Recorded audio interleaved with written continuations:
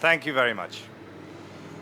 Nestled between the cold grey seas of the Bristol Channel and the rising South Wales hills lies the small but mythic town of Port Talbot.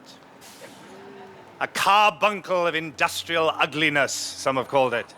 But others, myself included, prefer to think of it as a cornucopia of earthly and sometimes unearthly delights. A town for mining coal, for forging steel. A town of priests and rugby players, of tough men and tougher women.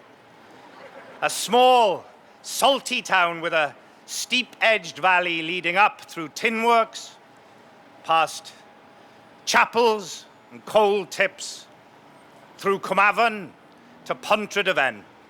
And somewhere amongst these cold, salt sea winds, amongst the smoke and the dust, the warm ale and the cigarettes, the tall, throaty tales and the low, crunching tackles, brewed the alchemy, the wild Welsh magic that created that voice. It was Richard and that voice that inspired, amongst sons of coal miners and steel workers, dreams of distant and exotic lands. I know because I was one of them.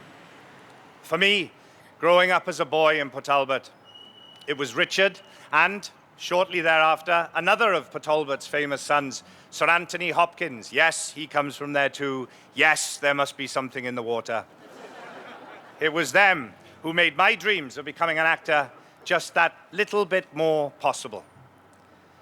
It was the same beach that I built my boyhood sandcastles and learned to flailingly swim. It was that same beach that one legendary day, Richard Burton and Elizabeth Taylor descended from the heavens like gods from Olympus in a helicopter, mind you, and landed on those sands. They stepped out swathed in luxurious fur coats, it was the 70s, and walked among us for too short a time. It was that same mountain that I trudged up from school to home every day, where I picked my summer dewberries with my grandfather, that same mountain that little Richard Jenkins was taken up by his mentor and teacher and the man who would lend him the name that would become famous around the world, Philip Burton.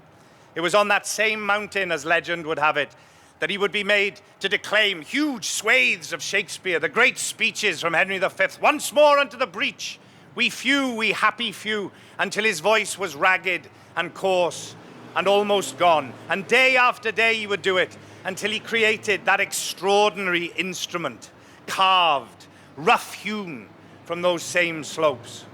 The voice that would one day allow someone to famously describe Richard that when he came on stage, he brought his cathedral on stage with him.